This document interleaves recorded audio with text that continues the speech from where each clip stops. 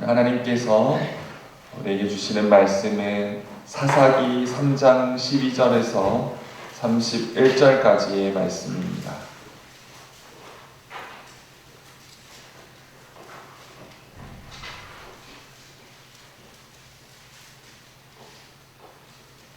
사사기 3장 12절에서 31절까지의 말씀을 한 절 한 절 교독에서 읽으시고 마지막 절을 함께 읽겠습니다. 이스라엘 자손이 또 여호와의 목전에 악을 행하니라. 이스라엘 자손이 여호와의 목전에 악을 행함으로 여호와께서 모압 왕 에글론을 강성하게 하사 그들을 대적하게 하시매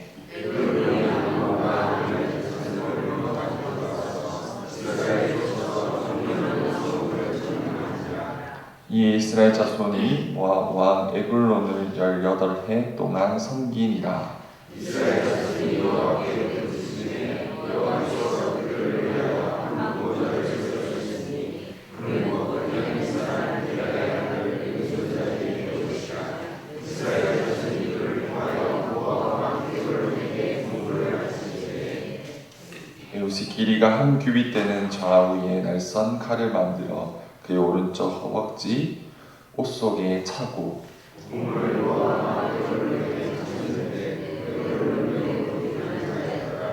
에웃이 곡물 바치기를 마친 후에 곡물을 메고 온 자들을 보내고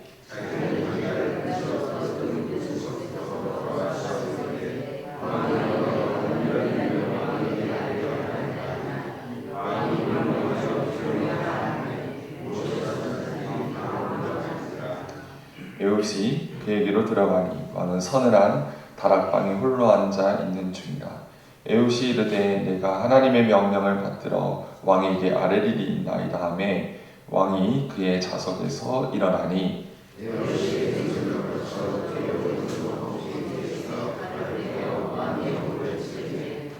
칼자루도 나를 따라 들어가서 그 끝이 등 뒤까지 나갔고 그가 칼을 그의 몸에서 빼내지 아니하였으므로 기름이 칼날에 엉켰더라.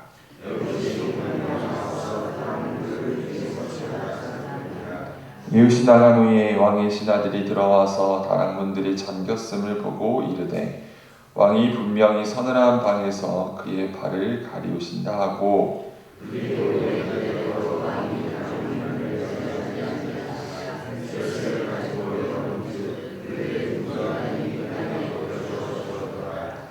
그들이 기다리는 동안에 에웃이 피하여 돌 뜨는 곳을 지나 스이라로 도망하니라.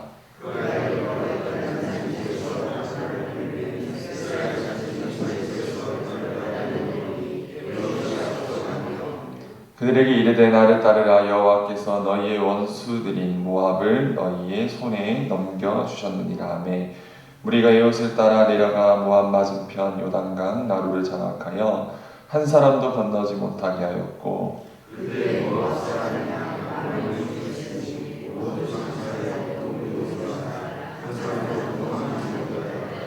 그날에 모압이 이스라엘 수하에 굴복하며 그 땅이 80년 동안 평온하였더라.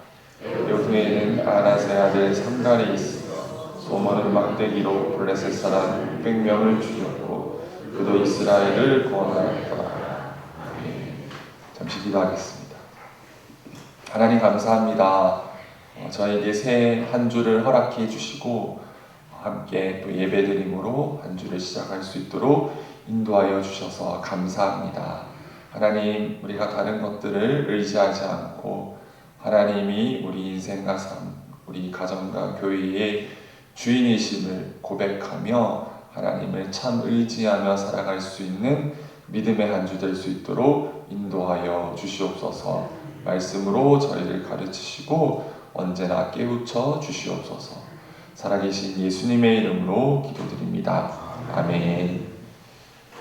네, 사사기 말씀은 계속되는 반복된 패턴이 등장을 합니다. 잘 아시다시피 하나님의 품을 떠난 이스라엘 백성들은 우상을 숭배하거나 하나님의 정의와 공의를 닮아 살아가지 못하고 이웃을 진정으로 사랑하지 못하는 죄를 범하게 됩니다. 그때마다 하나님은 이스라엘 백성들을 심판하십니다. 그리고 그제서야 그들은 하나님께 손을 들고 간구하고 회개합니다. 그때마다 하나님은 사사를 통하여서 이스라엘 백성들을 구원하십니다. 그러나 일정 시간이 지나면 그들은 또 하나님의 품을 떠나 범죄합니다. 죄, 그리고 간구, 그리고 하나님의 구원하심, 그리고 또다시 하나님을 배신하는 죄악을 범하는 거룩하지 않은 습성이 이스라엘 백성들에게는 계속해서 반복적으로 일어나게 됩니다. 오늘 말씀도 마찬가지입니다. 12절의 말씀을 보시면 이스라엘 자손이 또 여호와 앞에 목전에 악을 행한다라고 고백을 합니다. 이스라엘 자손이 또 여호와의 목전에 악을 행한다. 이스라엘 자손이 또 여호와의 목전에 악을 행한다라고 고백을 하고 있습니다. 이스라엘 백성은 계속해서 반복해서 하나님을 죄를 범하고 있는 것입니다.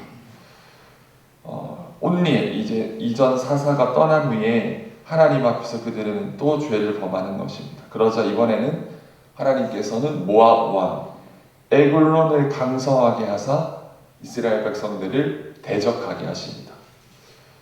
그리고 13절을 통해서 볼 수 있습니다. 하나님은 어떠한 땅을 그들에게 넘겨주게 하시죠. 13절의 말씀을 보시면 어디 성읍이죠?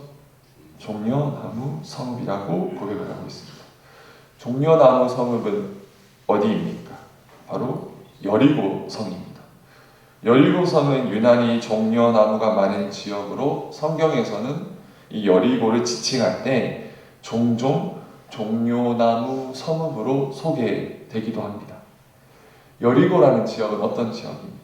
그것은 바로 이스라엘 백성이 하나님께 철저하게 순종했을 때 하나님께서 주신 너무나도 상징적인 땅이 바로 이 여리고성입니다. 여리고성을 이스라엘 백성들이 돌았고 그 여리고성이 철저하게 무너지는 하나님의 기적과 이적, 하나님의 인도하심을 너무나도 철저하게 경험한 땅이 바로 이 여리고성입니다. 근데 그 여리고성을 하나님이 어떻게 하십니까? 모압 왕에게 점령되게 넘겨주시는 것입니다. 그리고 얼마나 동안 이 여리고성 그리고 이스라엘 백성들이 이 모압 왕에게 점령이 됩니까? 14절의 말씀을 보시면 18해 동안 계속해서 괴롭힘을 당하게 되는 것입니다. 사랑하는 성도 여러분, 여리고성이라고 하면 하나님께서 이스라엘 백성들을 이끄신 너무나도 놀라운 사건과 역사가 담긴 그런 땅입니다. 그런데 일순간 그 땅은 침범당하고 점령이 되는 것입니다. 그렇습니다. 영원할 것 같은 영광, 영원할 것 같은 은혜도 한순간 하나님을 의지하지 않고 살아갈 때에는 이렇게 속절없이 무너지게 되는 것입니다. 물론 하나님은 오래 참으시고 인자와 자비가 영원하신 분이십니다. 그러나 오늘의 본문은 우리로 하여금 거룩한 경각심을 갖게 하는 것입니다. 저와 여러분들에게도 분명 하나님께로부터 받은 은혜들 그리고 은혜의 여리고성들이 분명히 존재할 것입니다.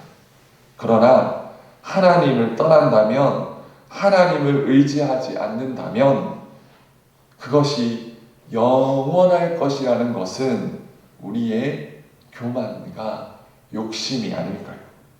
아무리 멋진 승리, 아무리 멋진 여리고성 같은 은혜의 사건들이 우리 삶에 있을지라도 주님을 떠난 삶은 결코 전혀 의미가 없는 것입니다. 바라고 소망하기에 하나님을 떠난 삶은 빈 껍질임을, 하나님을 떠난 삶은 참 의미 없는 삶임을 발견하는 은혜가 저와 여러분들의 가운데 가득하기를 간절히 축복합니다. 그렇게 여리고성, 하나님 은혜의 여리고성 역시 하나님을 떠난 그 순간 속절없이 무너진다는 그 거룩한 경각심을 우리는 잊지 않아야만 할 것입니다. 하나님은 그러나 또 역사를 하시죠. 누구를 통해서죠? 왼손잡이 에웃을 통해서 일하십니다. 왜 왼손잡이입니까? 오늘날 우리는 왼손잡이, 오른손잡이 할 것 없이 왼손잡이도 있을 수 있고 오른손잡이도 있을 수 있지만 성경에서는 대부분 오른손에 능력과 권능이 있다고 고백을 합니다. 오늘 말씀에서 특별히 이 에웃을 왼손잡이라고 표현을 하는 이유는 아마도 이 에웃이 오른손을 사용하는 데에는 문제가 있었다라고 많은 성경학자들은 이야기를 하고 있습니다. 아마도 에웃은 오른손을 사용할 수 없는 불구였거나 아니면 오른손이 어떠한 사고로 인해서 사용할 수 없는 상황이었습니다. 그래서 왼손잡이 에웃이라고 고백을 하고 있습니다. 그런데 이 오른손을 사용하지 못하는 이 왼손잡이 에웃은 여러 사사들과는 비교가 되는 사사입니다. 우리가 아까 이전에 나눴던 온니엘은 전형적인 유다 지파의 리더이고, 그런데 에웃은 어찌 보면 육체적으로 결함이 있는, 문제가 있는 비정상적인 사람이었습니다. 즉 하나님은 신체적 장애가 있는 부정한 사람이었던 에웃을 하나님의 사람으로 사용하기를 원하시는 겁니다. 15절, 16절, 17절의 말씀을 보시면 이 왼손잡이였던 에웃이 오히려 하나님은 사용하시고 기회를 삼으시는데, 이 모압 에글론은 이 에웃을 아주 가까이 데리고 옵니다. 이 에웃은 이스라엘의 여러 공물을 이 왕에게 바치는 자였는데, 이스라엘 백성들은 이 에웃을 통하여서 모압 왕 에글론에게 여러 공물을 바치도록 하였습니다. 그의 오른손에, 오른 허벅지에 이 칼을 찼는데 바로 이 왼손잡이였기 때문에 오른쪽 허벅지에 칼을 차고 있었습니다.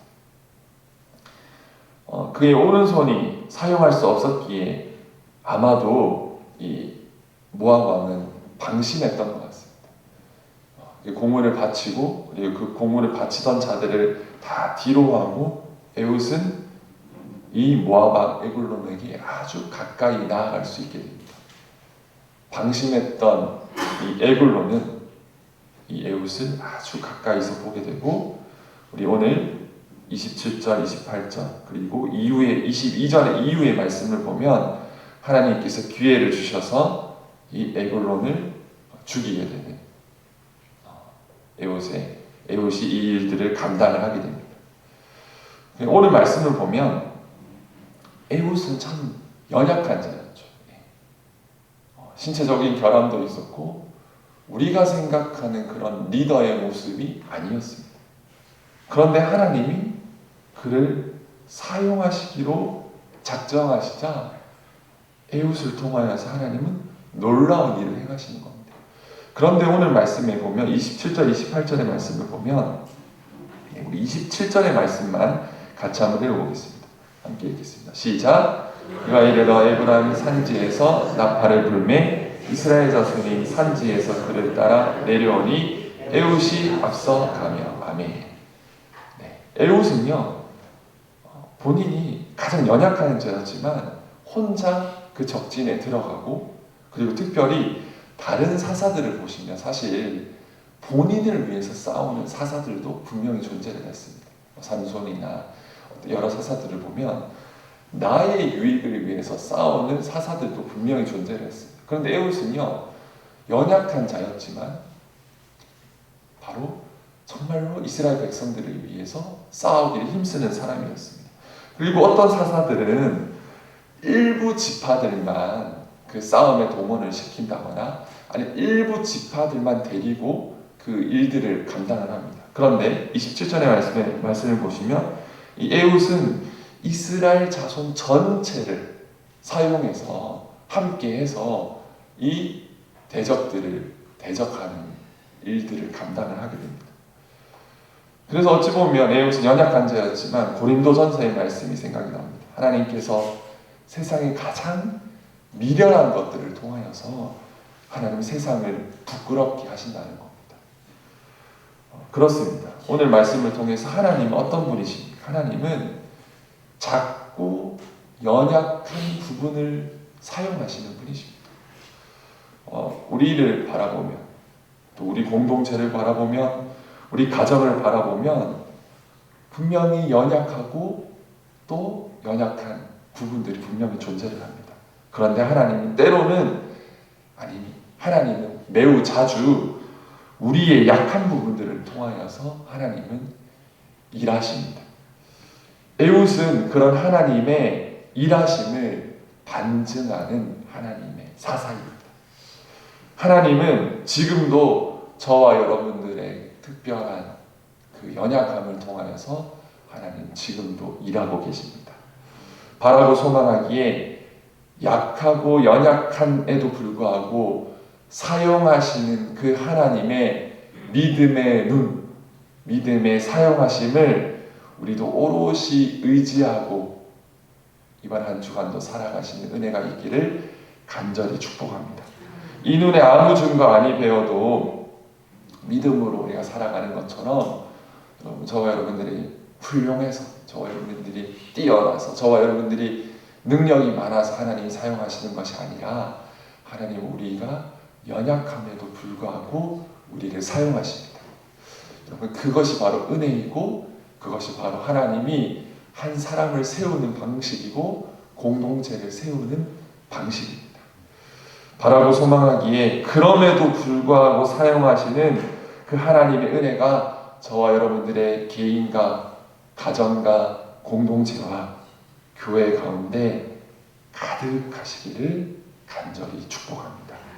여러분, 그러면 그렇게 하나님 우리를 초대하실 때 그저 그냥 우리도 진실함과 순종함 가운데 나아갔던 에웃처럼 우리 역시 진실함과 순종함 가운데 나아가면 되는 것입니다.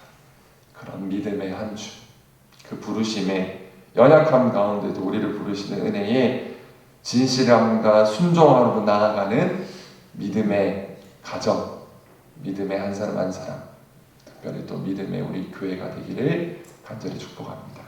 함께 기도하겠습니다.